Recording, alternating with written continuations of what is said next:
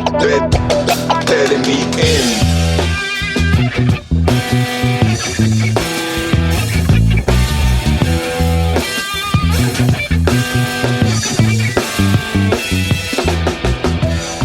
All right, everybody, thank you for another episode of Dark Fringe Radio. I am your host, of course, here with my host, Jay Galosa. Jay, what's up, brother? How you doing? I'm good, man. I'm good. Good. Just enjoying a nice day. Yeah, man. Thanks for joining me on another episode. This is episode 108. So we're getting up there, Jay. So more and more. We're going to be pretty soon busting out of the seams as far as content in our library. So, hey, what can I say? We just keep doing this. Good problem to have. It's a good problem to have, content for you guys. And just wanted to make sure you guys know where to get this content. Of course, this wonderful jewel and gems of this content is, of course, our website, Jay, darkfringeradio.com. Make sure you guys go there, check it out. It's there at the bottom of the screen. Just go there, man. You'll have a great time. There's a lot of content there that we put there on a daily basis. Videos, of course, all of our episodes are up there as well. A lot of the paranormal stuff that we capture as well in our investigations and other stuff that we, that were sent to us as well. We put on there and try to share it with all you guys. So make sure you go there. I know Jay doesn't like that shit, but make sure you go there, darkfringeradio.com, and check out all our stuff there. And of course, if you want to follow us on social media, please do. Facebook, Instagram, Twitter at Dark Fringe Radio. So make sure you go there and check us out there as well. And if you are on the Facebook tip, please give us a rating. Go right to our page, Dark Fringe Radio, and just give us a quick rating, a 5-star rating. Tell us what you like about the podcast. We really appreciate it. If you do that, I'll make sure I'll find you and figure out where you are, and I will send you a little care package from Dark Fringe Radio. So make sure you guys go ahead and do that.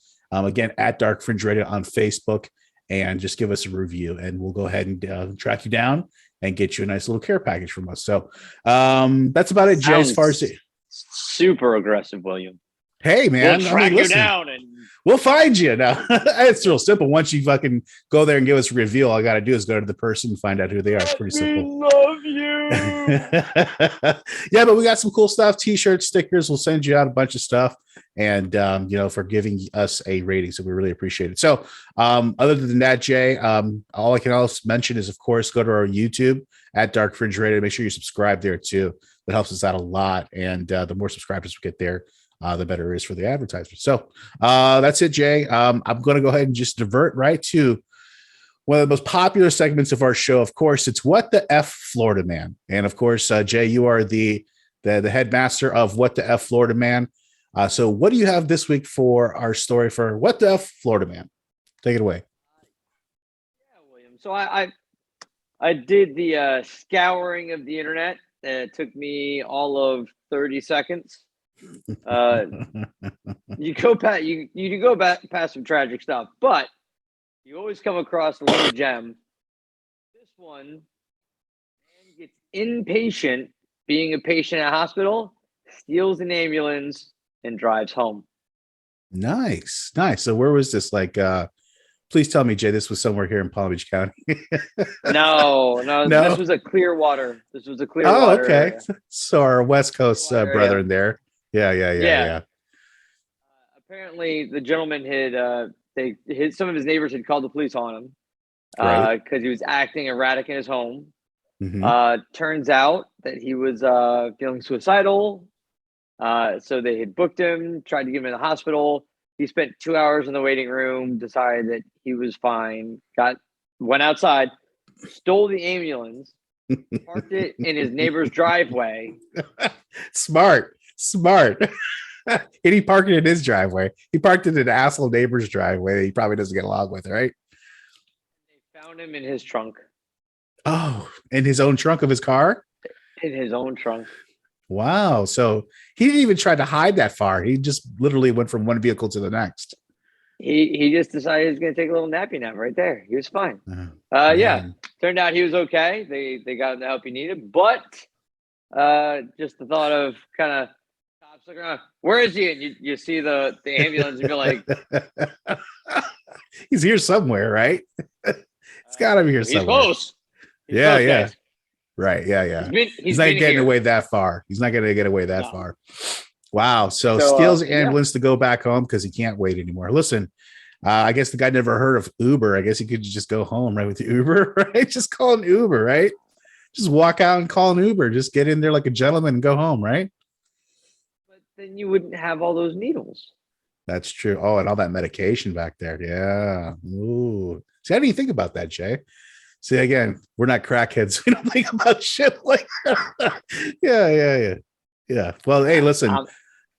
Nonetheless, a great story coming out of Florida there, Jay. Right? Per usual. Yeah. Nothing says more Florida than stealing an ambulance to go home. Stealing an ambulance. It's pretty high on the drunk theft scale. Yes. Oh yeah, definitely. Well, anyways, Jay, thanks for that story for What the F Florida, man.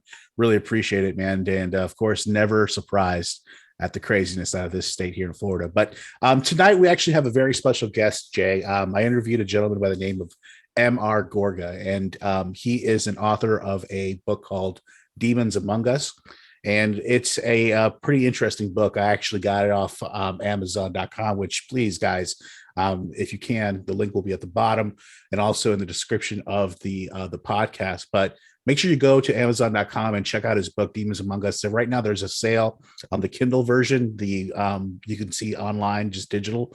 It's like for $3. And then you can actually get the paperback version for $13. So it's very, very economical, but check out his book, Demons Among Us. And what we talk about is the majority of the book actually, it focuses on one of the earliest or the earliest recorded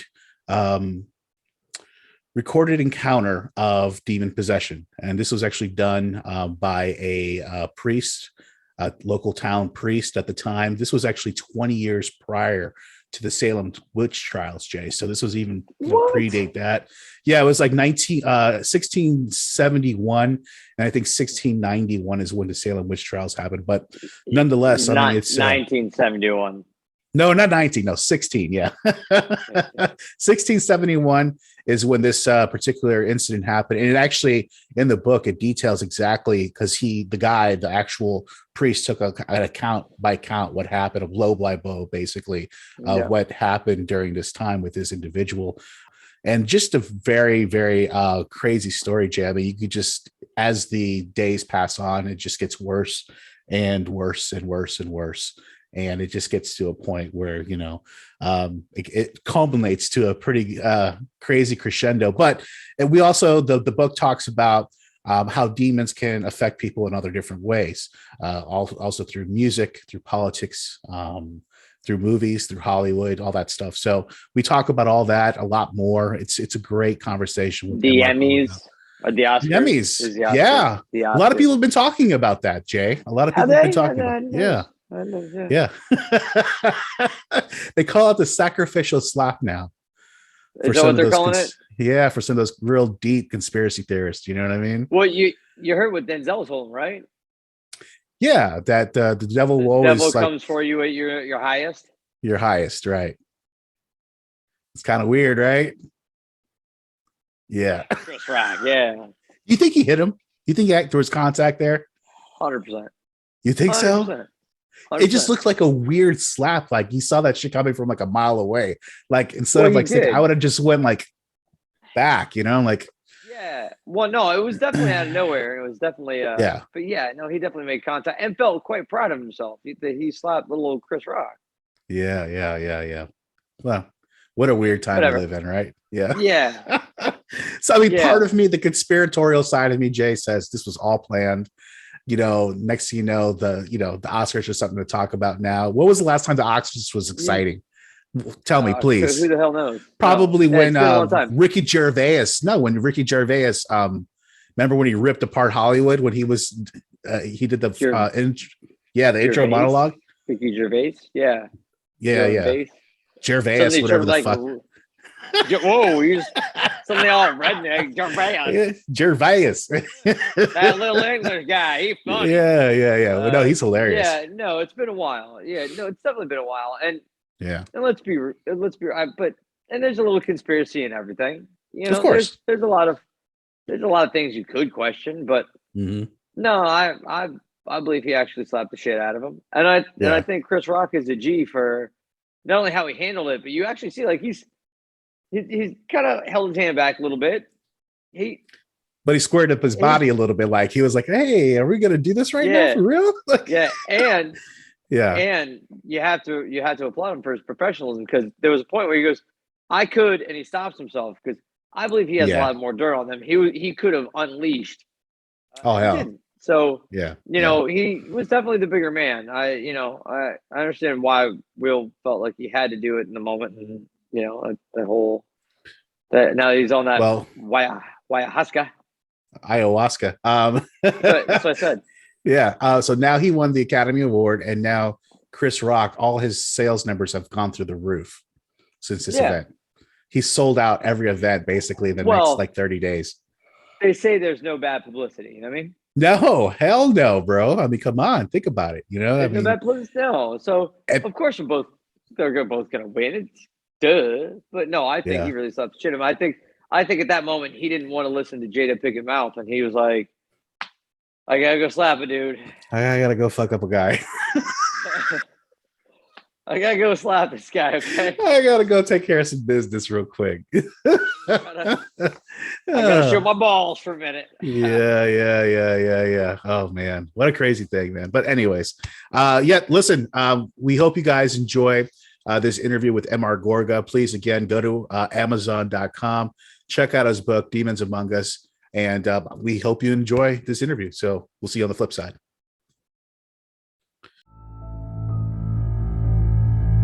Dark Fringe Radio, your premier source for the paranormal, conspiracy theory and true crime.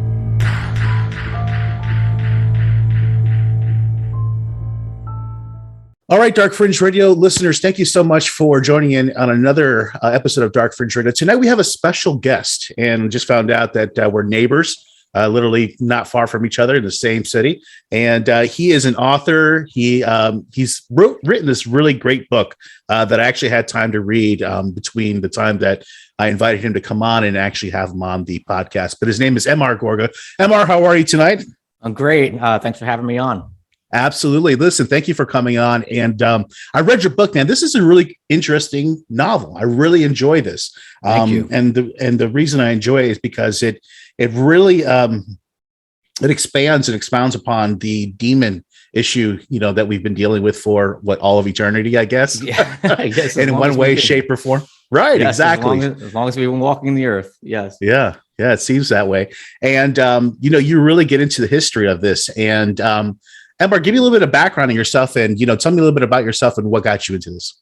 Well, I am the author of the best-selling book Demons Among Us, and I actually really wrote the book as an answer to some of the experiences I was having, like with the demonic and some of these demonic assaults and demonic attacks. And so Demons Among Us is actually an answer to these attacks. It's more or less my it's my answer to, it's my punch back to the realm of the demonic. And it's because they like to operate in darkness and in secrecy.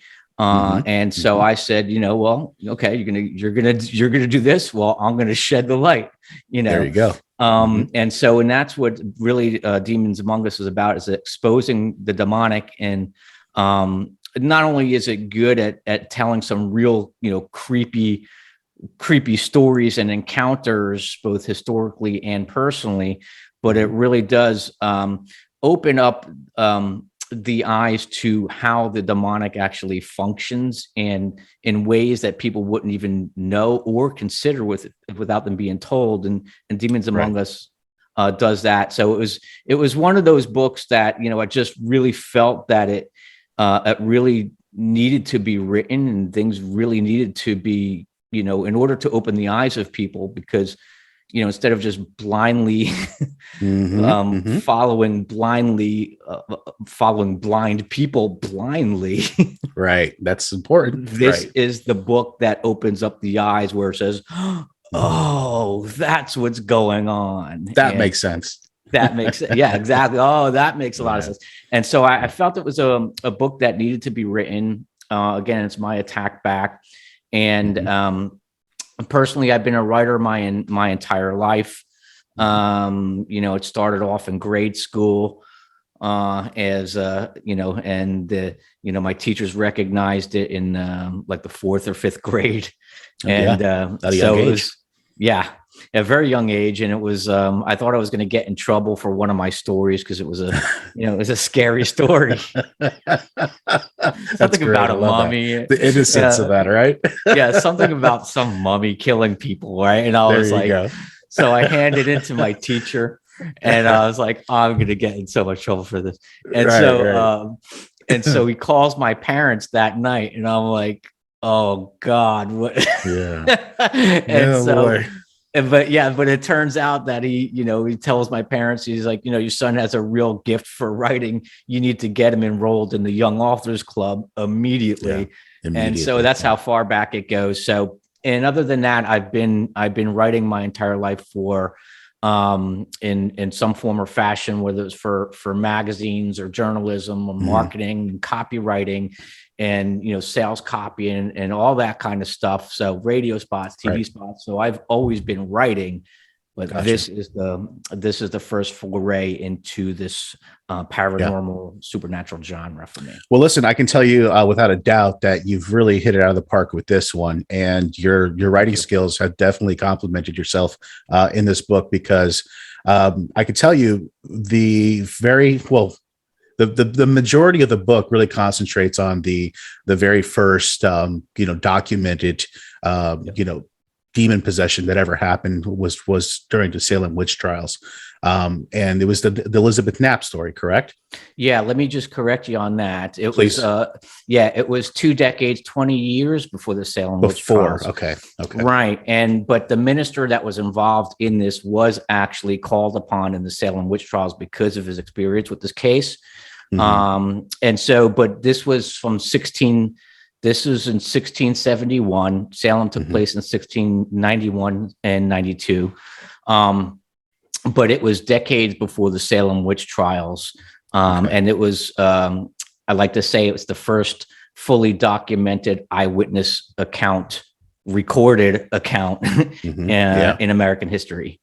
Yeah, you go into great detail about what they saw with, of course, Samuel Willard. That's what you were talking about, what he saw and what he experienced. And this really kind of set the precedent really for the Salem witch trials, kind of in the way, because all the stuff that kind of happened at this point really that continued even during that time. So it would really kind of set the stage for what things were to come. And what a crazy story, because man, at first you're like, I'm not sure, it could be just something of a medical issue. And then you see it becoming worse and worse as you read on. And I don't want to give away the book, but at the same time, it's just, you get to the point where like, okay, this is not something medical. You can tell that this is something beyond that. And you can tell by the eyewitness account from, Mr. Willard about, what he saw, which is crazy, absolutely nuts. And do you think that because of that certain situation and how crazy it was and how prolific it became, do you think that's what kind of like set the tone for later on, and a lot of people getting maybe misjudged in a way for being a witch and stuff like that because of the very first case being so heinous as this? I mean, because this is what anybody knew at this point, right?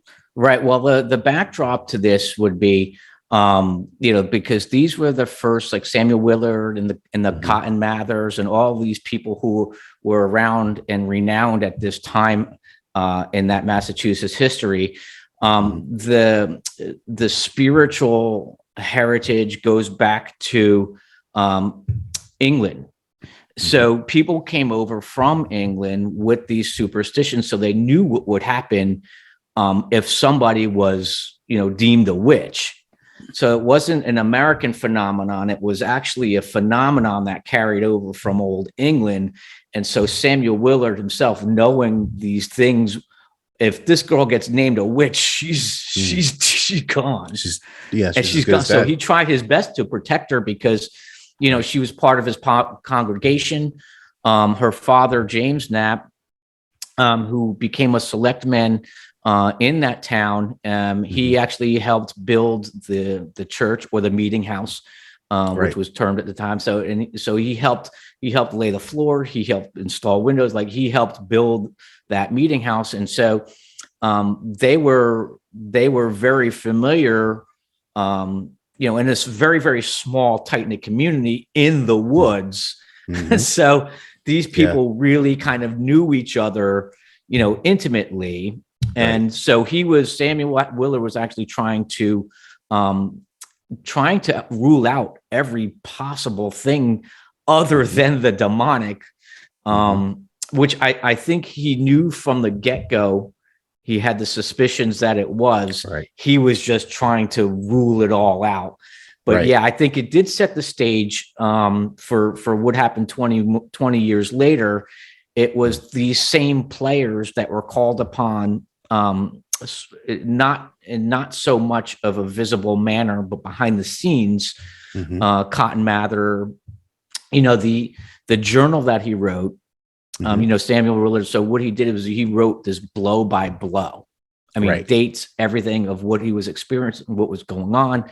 So he wrote a blow by blow, but he didn't write a blow by blow to like put it in a newspaper somewhere. He wrote it. Yeah. He wrote it because he was actually detailing the account so he can give it to Cotton Mather, or at least Increase Mather, who was his father. So no, he was writing it to give it to Increase Mather, who was like the top spiritual authority at that time. And so he was writing this account so he could give it to Increase Mather. Now, the story itself at that time, it didn't reach the public eyes until Increase wrote his book and put that in the book. They wouldn't see it. The story would not have seen the light of day until 12 years later. It's amazing, huh? I mean, and amazing that he put it in the book, because he could have just chosen not to, and it would have been a buried story forever, right? Right. Yeah. That's amazing. Yeah. I mean, so we look back at this story, this Elizabeth Knapp story, and then this whole process that she goes through. And, it's so crazy. Like, I'm reading your book, right? And all I'm seeing is like, because I'm like very visual. So I'm like, all I'm seeing is the movie The Village from M. Night Shyamalan, right? And that's how I see everybody, right? That period, yeah. It's that period, though, yeah. So I'm like, that's exactly what I see in my head. I'm reading the book and I'm seeing all these people in my head. And it's crazy to think that she also kind of like tried to blame two other people too. That was part of the congregation. And thank God that, they figured out that they weren't, guilty of being a witch as well. So that also happened too. A lot of hearsay went back and forth, and that continued on as well too. Correct. Yeah. Well, it was like, it's crazy because it's, she was going through this stuff for a long time, longer than what anybody really knew, where she was being accosted and, by the demonic and by satanic influences or the devil. So she, when I talk about the devil, I'm not talking about a comic book character, and I'm not talking about a man in red tights. I'm talking about, a very, very vicious, malignant hatred for mankind being, right? Okay. So when I talk about the devil and I talk about Satan, I'm not talking about a comic book character. I'm talking about a real live being that hates mankind. And so this is what was accosting her from, it turns out that, 5 years earlier than what she even said. Right. So she was a child when this stuff started happening, but what was, what was the original question? No, the question was just how a lot of the heresy, played a part in, this whole thing, once all of a sudden one person can blame another, and that person can be guilty, very easily just by saying, oh yeah, I saw that person do this. And then, the crazier part is that it was the minister, or whoever was the preacher of the town, was kind of like the authority when it came to all this. So it wasn't even, there was no cops, you know what I mean? Whether they no. Well, the top authority of the day would have been the minister. There was no other greater figure. There was no other person higher. In fact, whenever it came down to civil or court cases, the minister was always called upon. They were called upon to make laws. They were called upon, so they were really kind of like intertwined into the everyday life and into the civil and spiritual life of the community. He was the top guy there. No one was higher in that town except for Increase Mather, who was in Boston, and in the Mathers. But to be the minister at that time was to be basically your town rock star. Absolutely. Another thing that I read that I kind of found a little connection to, well, it's not really a connection. I mean, it's one of these things that get repeated, I guess, in these encounters with, the devil accordingly, is the dog connection. So there was a period where Elizabeth, noticed a dog, and she said that, she was getting messages, I guess, through this dog. Right. And the first thing that I thought of was like, that's the son of Sam. Right. Yeah. That's the same thing, right? Wasn't that the same thing? I mean, I'm like, that's the same thing that came to my head. I'm like, why is that a repeating thing? You know what I mean? And it's really interesting to me. Well, it is interesting because, the demonic realm and the demonic and Satan and the devil and demons, they've never changed their tactics. So when you take a guy like Son of Sam and then you hear Son of Sam saying, well, this dog was talking to me, right? Immediately people think that he's crazy. But then in my mind, I say, what if it's true? What if it's true? Right. What if it's freaking true? Right. And all throughout history, dogs and animals and things of this nature, have been used. And so, but that connection is real. And so when I read the Son of Sam story, I read it a lot different than probably most people. I'm like, that dog was being spoken. Wasn't the dog talking? It was the spirit animating through that dog. Right. That's the issue. The issue is not a talking vessel. Dog. Right. Exactly. It's not like Mr. Ed, the talking horse. It's It's a demonic entity speaking through, because they have control and they're able to do all these fantastic, mind-blowing things, and that's just one of them. And he could have used anything. He could have, could used a goat. He could have used a goat, and I love The Witch, the movie The Witch, because they talk about Black Phillip, so they were using a ram, But all through history, there's animals have been used. So I don't know why I don't know why it takes people like, oh, I can't believe that. Why not? If you can believe that a person can get possessed, why can't an animal? Right. Right. Exactly. Or 100%. 100%. Right. So another thing I wanted to ask you about, and I found quite interesting, because it was right at the beginning of the book, and I believe it was a sleep paralysis story, and I've had actually family members suffer from this sleep paralysis. I've never had it happen to me. I have other things that happen at sleep, but never sleep paralysis. And I found it quite interesting, because I know people, like I said, in my family who suffer from this, and I've always equated it to the paranormal, but I didn't do it all the way until after I read this book. If it makes any sense, you know what I mean? And it and now it makes sense to me. It's just like, again, it affects people in such different ways, but again, we hear about sleep paralysis all the time. People really do suffer from this a lot more than what other people think. And this has been happening through through history. So I think like sleep paralysis is a term that we've put on this thing that we don't quite understand, because we just want to make some kind of sense of this thing. So slap a name on it, right? Slap a name on it and take everything out, that this is not spiritual, or this is not, or whatever. But for me, from my experiences, this is highly demonic. I've suffered midnight strangulations. I've suffered, chokings. I've the chest suppressions, putting, stuffing you into the bed, the taking of your breath so you can't cry out. And so, scratchings and things of that nature. So, for me to say that it's merely just, I'm having weird sleep patterns. That's not weird sleep patterns. Right. It's just, it's above that. Yeah.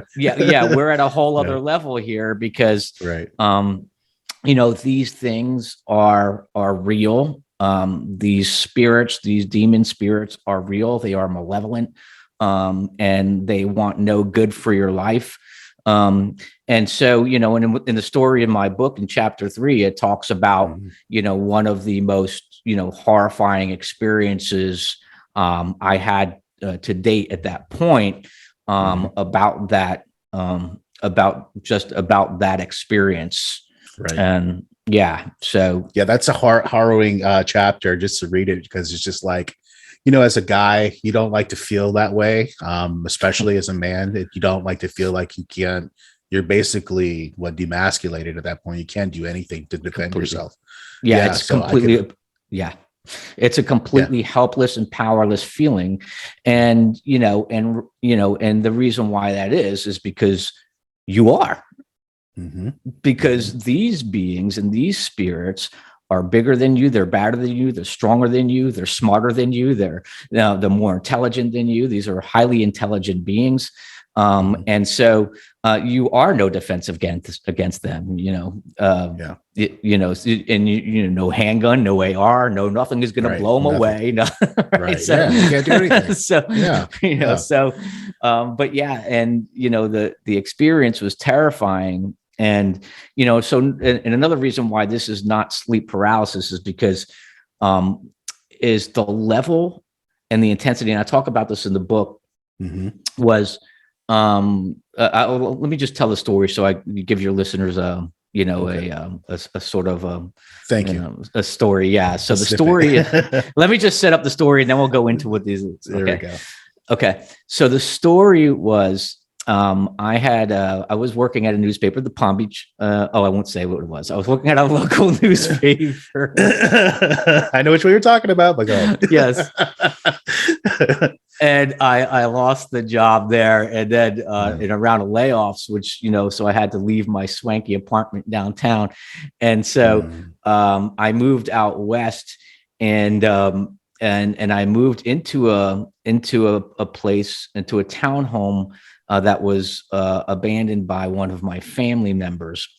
And so, and when I drive up there, and I have been in a place like I think it was like sitting still for like 6 months, and so when I drove up, I mean, it literally looked like the Addams Family or the Munsters house, like the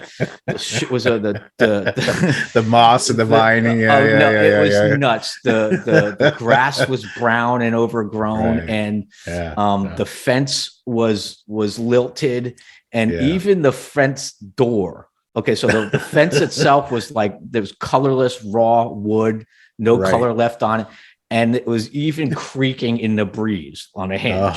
And I'm like, I was like, does this get like any more like, And so, and then to boot, so the home itself has 2 block windows overlooking this deep set driveway, and it looks like these 2 vacant eyes just looking out over the property. Very Amityville-ish, huh? Very Amityville-ish. And the door itself was left, you know how it is here in Florida. So the humidity. So the front door was white, but it was all streaked gray and black because of the mildew. And then I walked inside, and inside was heartbreak because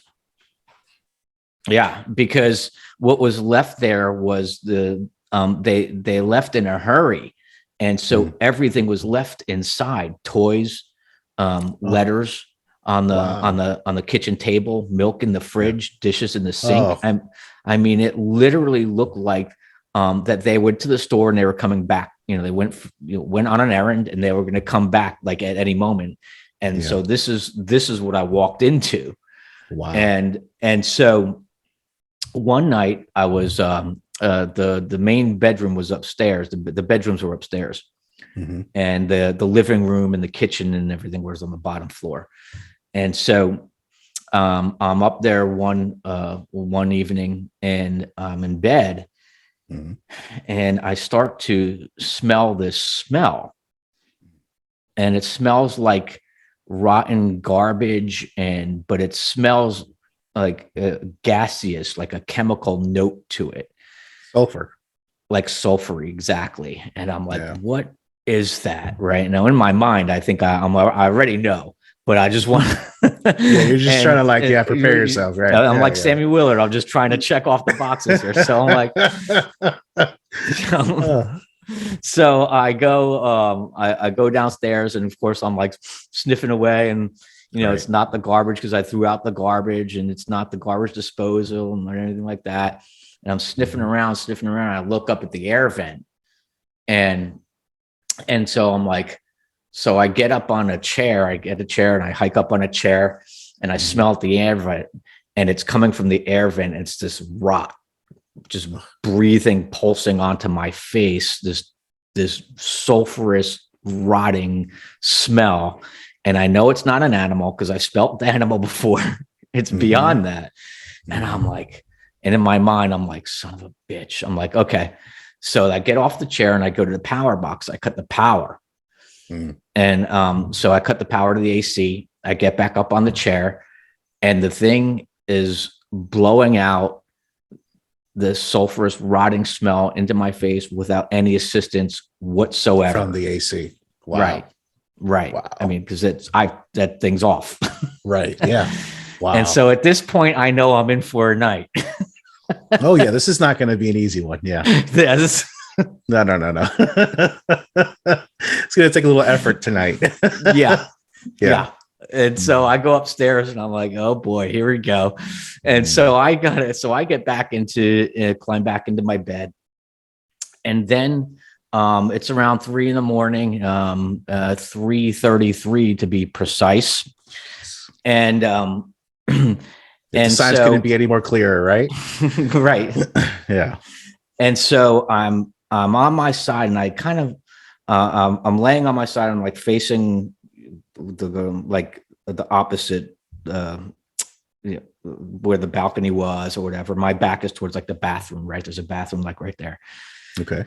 And I start like sensing something right in the room, and I'm like, and then I hear something call my name out of the darkness, and it just said, real slithery, is like, and like almost from a cave. It was like, Michael, elongating the L. Like, I mean, it was like, and I'm like, okay, I'm not turning around.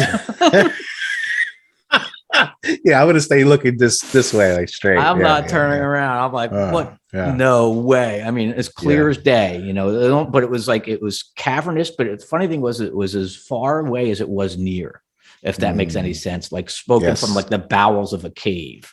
Right. Yeah.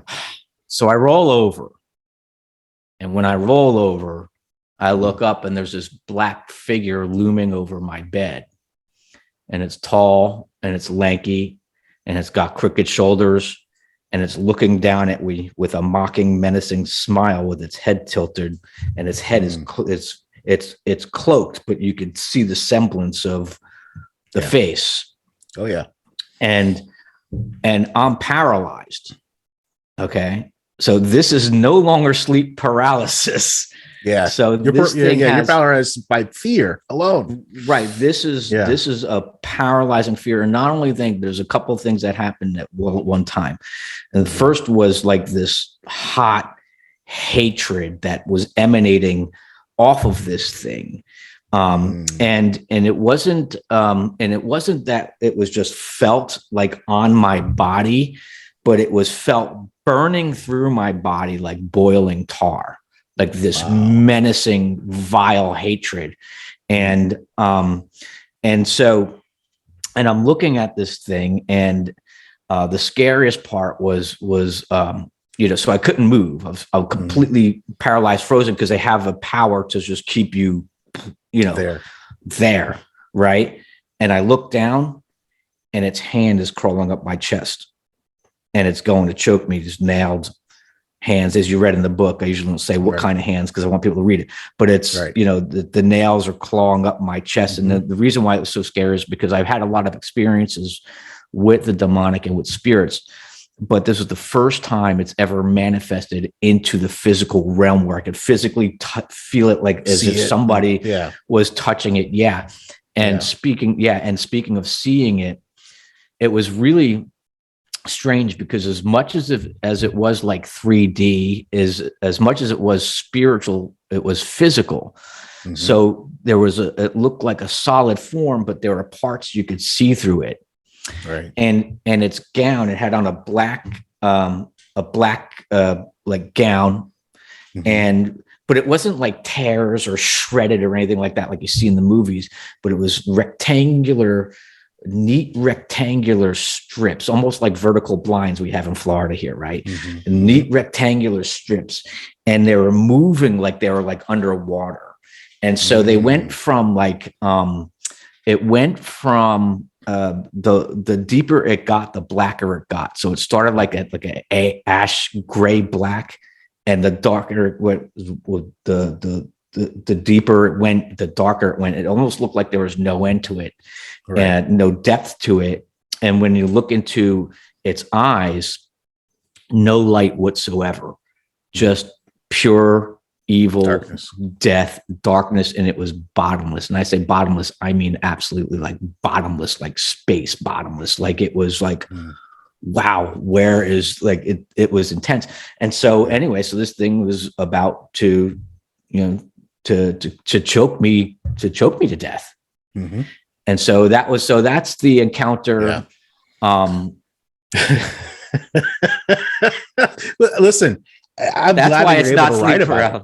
I know. Yeah, right? No. I'm glad, and you're right. It's not sleep paralysis. I mean, right. Again, that's the word. That's the title that we give it because that's what we do, right? Right. Exactly. We like to do that. Yeah. But again, like you said, I mean, that's just a horrifying experience. I mean, yeah, it's completely terrifying. I don't understand how you got through that. Honestly, I mean, I guess it takes a lot mentally to get through something like that, process that, and then be able to move on and try to figure it out. And I think probably writing this book is probably therapeutic for you as well, right? In a way. Yeah, in a way. I mean, it takes a lot to write. As painstaking as it is. Yes, it's very painstaking. Yeah, it's enjoyable. Right. It's painstaking. It's unnerving. It's a lot of things.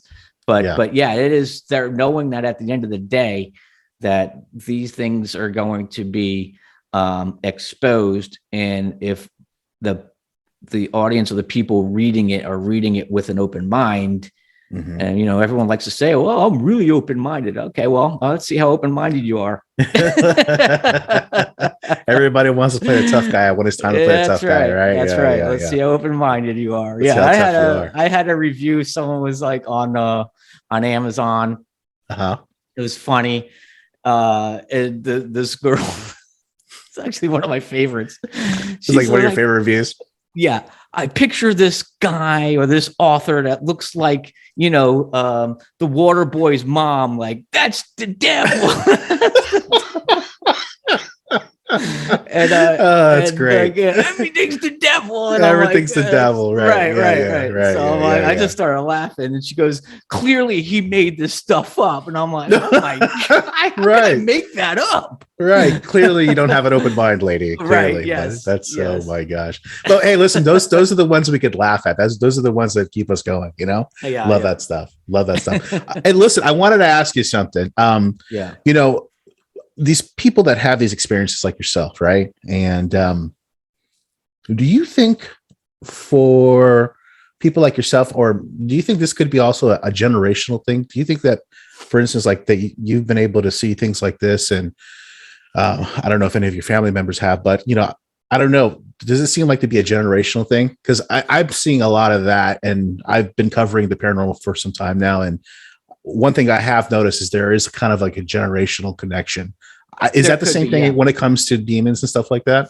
Yeah, there could be. And when you talk about demons and demon spirits, now I know we love to get hung up on like, hauntings and, and things of that nature. But when we start talking about generations, there's such a thing as generational curses.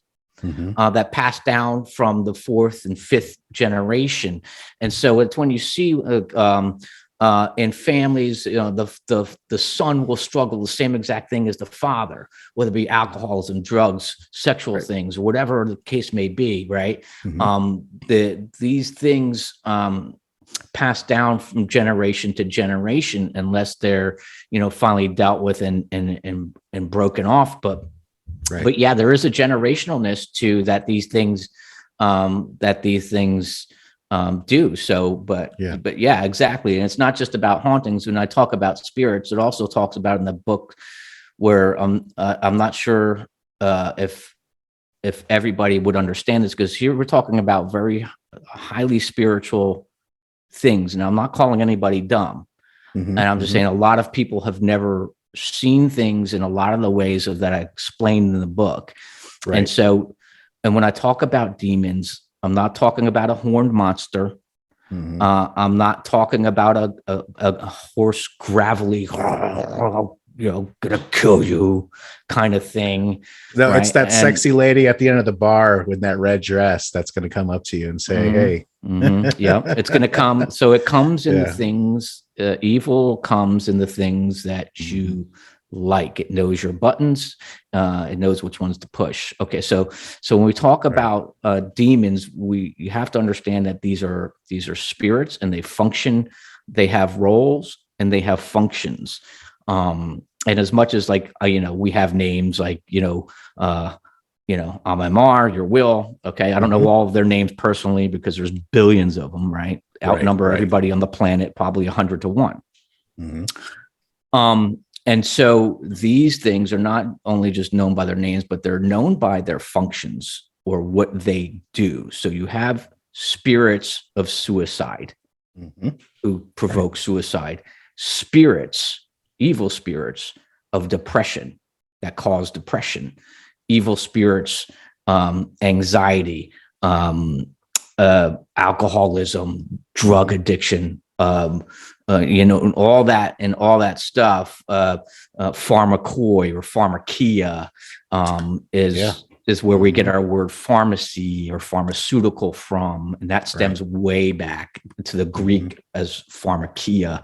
And I talk about that in the book as well. So yes, you do. Yeah. So we have to understand that the things functioning and operating in society are not just, hey, I'm having a problem, with this alcohol. I'm having a problem. I just can't break this thing, right?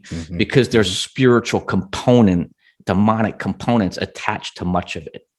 Right. Yeah. And that's the part that I think a lot of people forget to treat when it comes to, rehabbing themselves and trying to get themselves back into, you could do all the other stuff, the 12-step stuff. And that's great. I'm not putting that down at all. I think that helps a lot of people.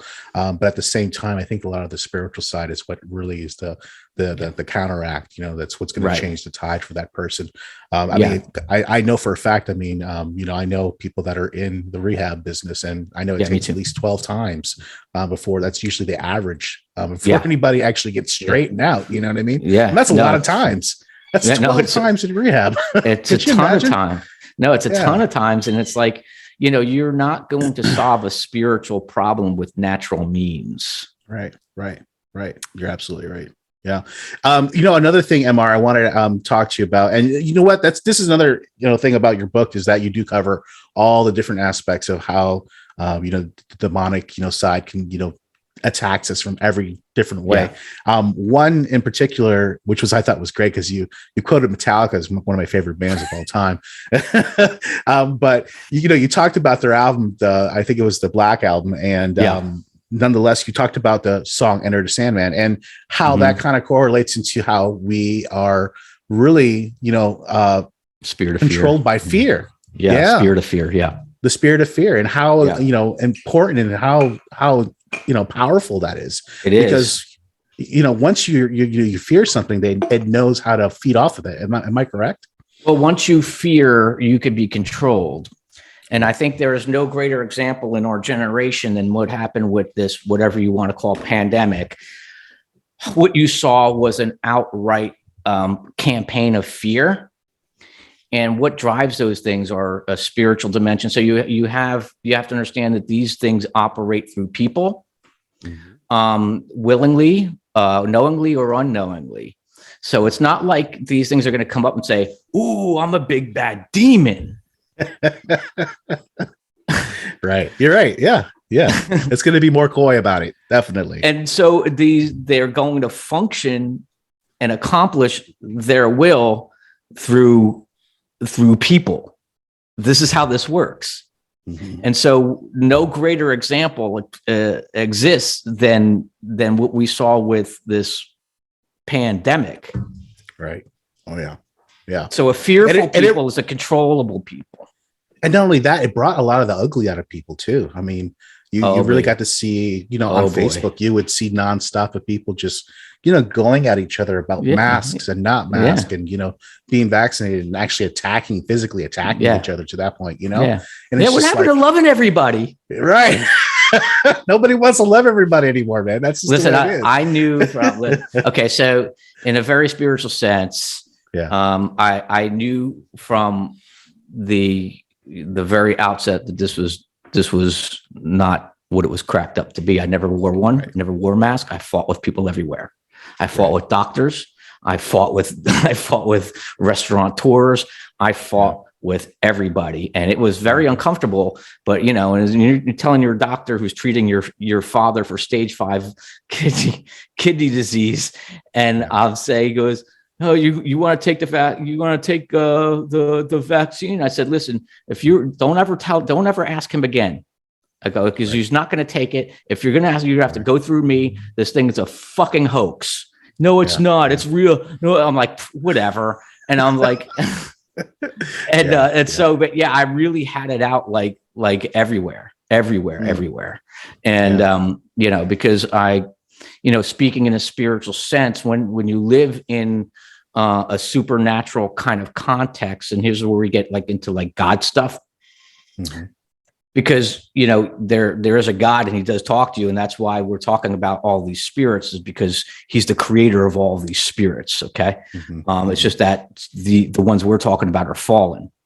Mm-hmm. And so, but when you're talking about, God himself speaking to humanity, there are people who hear and just shot it right in my spirit. This is nothing to fear. Mm.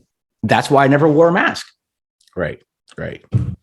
Yeah, I can understand that. I really do. And, we've talked about that in exhaustion on this podcast about that whole, pandemic issue. I mean, it ended up being such an ugly thing for a lot of people. There was a lot of mental illness that came out of this, and we still don't know what the extent of that. We don't even know what the ramifications is with this lie. Yeah. Yeah, exactly. So we're still, filling in the blanks here as we're going along.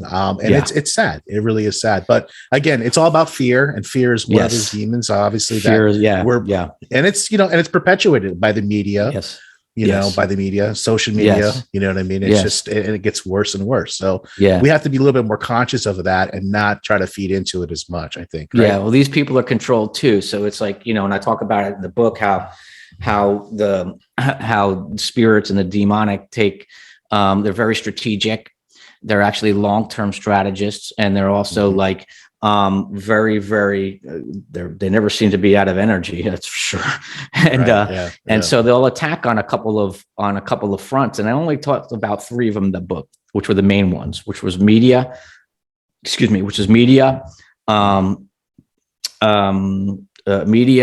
comedy, and politics. Right. Yeah. And so the surprising one is comedy, because it doesn't sound like that could be a tool, but it's a tool that is used by the demonic to put other people in line, marginalize a people group, put them back in line, shame them through comedy until they fall into your camp, right? Mm-hmm. And so, it's a propaganda technique. It's a spiritually demonic technique, and no more, I think, was this greater evident than in the Trump presidency. Yeah. I wrote this book before the Trump presidency, by the way, and it wasn't like, and so, and that's how, those are the 3 avenues that they use, because what comedy actually does is it lessens the sting of something, or it downplays the severity or the evil naturedness of something. Right. So you get me laughing along with your like evil stuff, like, oh, it's okay, it's not so fucking bad, right? Right. But that also desensitizes you too at the same time. Yes. Mm-hmm. And that's a bad thing. We don't need to be that. We need to be more sensitive. We need to be more, hand in hand with their brotherhood, and again, that's what they attack. That's how they attack us. Right. And like I said, like in the book, it's like in the, in the Bible, it mentions laughter 29 times and only 2 times of it, and every time except for 2 is about mocking, scorn, and derision. Only 2 times it's mentioned about jubilance or merriment or happiness. Right. Yeah. Yeah. Well, that goes to show you right there. Right. Yeah. Another chapter that you have in your book, which I thought was fascinating and I subscribe to 100,000%, is the demasculization of our youth. Yep. 100% is an agenda. It's an agenda, and it's something that I've gotten to very far, deep in the hole, as they say. Even as to, the clothing that was perpetuated out there even now. I mean, look, you got skinny jeans and it's just, and I don't want to be that guy, you know what I mean? Like get off my lawn guy, you know what I mean? Or I'm out of touch and back in my day, you know what I mean? Well, the problem is they have to be. Now we have to be comfortable wearing black hats now because, evil don't give a fuck about you. Yeah, you're right. Yeah. And I don't care what anyone says, like, I'm coming out fucking swinging. You're coming after our kids. You're coming after our boys. You're coming after our men. And that's the problem. And it's like, so I'm coming out fucking swinging, man. I'm not playing nice guy with this stuff because this is highly demonic and highly spiritual stuff that we're actually, that's being instigated. And this is all going towards what I outline in the book. This is all going towards pedophilia. Yes, it is. This is all going towards normalizing pedophilia, normalizing and the demasculation of young boys.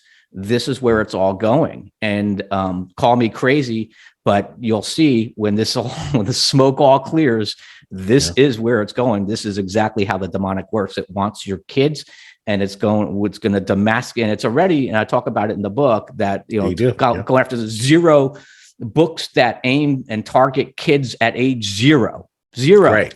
At 0. Right. Yeah. So at what point do the alarm bells go off, man? This agenda wants nothing good for men and society. A demasculized society or emasculated society is a controllable society. And if you emasculate the men, there's no strength. There's no opposition. Yeah, there's right. That's right. Yeah. That's right. A strong man is a man to fear. Yeah, it's a fear of mine, unfortunately, too. I mean, I see it all the time. I have a son, he's 14 years old. So, I see all the things that these kids are into these days, and it's just like, I can't even imagine. I look at it now. Yeah. And I'm like, oh, back in my day, that would never fly, man. You know what I mean? I'm like, okay, if you guys think so, but I don't think so. You know what I mean? Yeah. No. And I warn them, and I try and I do my best as a parent, but it's really hard when you have everything else that's, you have friends at school, you have, YouTube, you have, all these videos online, you have TikTok, you have all these things that these kids are watching more than anything else, much less listening to their parents. And so that's, again, influence has a lot to do with it, right? Well, speaking of influence, that's how the spiritual realm works, because if you can look at it as like influencer marketing, right now, if I was a smart devil or demon, which he is, who would you go after? Right. I would go after the most influential people, right? So they can influence the masses on my behalf. So I would go after political leaders. I would go after famous singers, rock stars, actors, politicians. I would go after all of these people to do my devil work. And that's how the demonic realm works. Is it works on all of these fronts. Is it influences the influencers, and then again, knowingly or unknowingly. Now, there's people who are willingly satanic behind the scenes. Right. But not everybody knows that they're being used. They're just, again, it's blind leading the blind. There's people who knowingly do it and unknowingly do it. Yeah. And, so basically you could look at it as like a government, and it's people functioning within this satanic or demonic government without knowing it. That's the scary part. That is scary. Have you ever heard of a Bohemian Grove? Bohemian Grove is at a haunted woods? Oh. No, well, it is woods. It's out in California, but according to some people, I don't know. Oh boy, here we go. We'll leave it there. But there is a group of Hollywood elite that you meet there. And I did hear about that. Yeah. Okay. Mm-hmm. I did hear about that. Yeah. Yeah. And so that really lends to show you. I mean, they burn effigies of people under this big owl god that they revere and things of that nature. So to me, right there, when I start seeing stuff like that, I'm like, okay, I already know what these people are dealing with, right? Yeah, this is beyond just sort of like getting together and hanging out, having a couple drinks and talking about scripts and stuff like that. Listen, me and my friends hung out a lot. We never sat there and burned effigies under an idolatrous god. Oh man, right? Oh, yeah. Wow. Yeah, I mean, again, that's the times we live in. You know what I mean?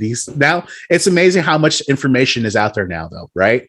Yeah, that's true. But I mean, think about it, because I'm a product of the 70s. So growing up in the 80s, there was no internet, so you couldn't find out any of this stuff. You know what I mean? No. The best case scenario was looking at the encyclopedia, the Webster's Encyclopedia or something like that. I know. Yeah, that's true. And it's like, we have a lot of access to like this information. So this stuff has been going on for a long, long time. It's just now that there's a lot of ways to whistleblow, and there's a lot of ways to, communicate these things that are going on behind the scenes, but this stuff's been going on for eons, man. Talk about, political systems and things of that nature. The demonic has been influencing it through all cultures and throughout all history. It's just now that we're just kind of, seeing the level of wickedness that these people function under. So let's not end on a bad note. Let's end on a nice note. So I thought that was a good note. No, that is a good note. That is, but I want to end on a more brighter, uplifting, Okay. There is a light to the end of the tunnel with this, right? Yes, there is. Yeah. Yes. And tell me, please. The light at the end of the tunnel is okay. So first of all, just like the image of the devil and demons is misconstrued by Hollywood art and literature to be these monsters and hairy creatures and things of that nature. It's nothing of this sort. I'm going to take a minute to explain. The angel or the devil himself or Satan was the highest angel that God had ever created, and he was the most beautiful being God had ever created to sit and function in the highest level of heaven. In fact, he was it's thought that he was actually the music minister because he had pipes and timbrels built into his form. So when he moved, he was music. He was worship. And it says that all jewels were built in his form, sardius, diamond, opal, topaz, all these shimmering jewels. That's why he's called the light bearer, or the bright one, right? And so what would happen is he would reflect the glory of God through like these jewels. And so when you talk about a rock star, Lucifer himself was heaven's rock star. Yeah. So this is what we're talking about. The devil's not like this ugly beast. He's the most beautiful thing God ever created with high intelligence. Now, just as we misconstrued the image of the devil, we've misconstrued the image of Jesus. And Jesus has given his power to humanity for those who trust, who seek him, who follow him. And he says, I give you power to trample on all the power. I give you power to trample on snakes and scorpions and all the power of the enemy. Right. And so and he goes, I give you this authority. So in his authority that he has given us, that we have power over these beings and over every dark force that it will not have dominion over you. You all experience some things, but they will never have mastery or dominion over you, because he says, I give you power to drive these things out. And it's through his power and his power alone that we're able to vanquish these dark forces. Say, I couldn't have said it better myself. I mean, that's a great way to end it. I do have one last question. Sure. We talk about demonic possessions, right? Yes. Could there be angelic possessions at the same time? I've never heard of one. I mean, you sometimes, you hear of like angelic visitations and things of that nature. I don't think it's the nature of, I think that possession.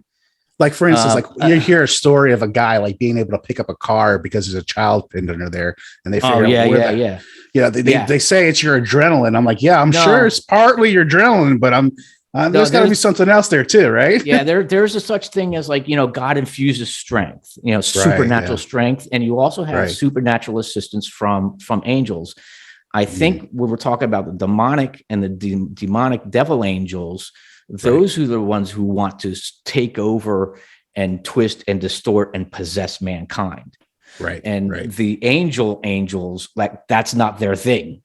Right. Yeah. And so it's not like this twisted thing that they want to do to mankind, Right.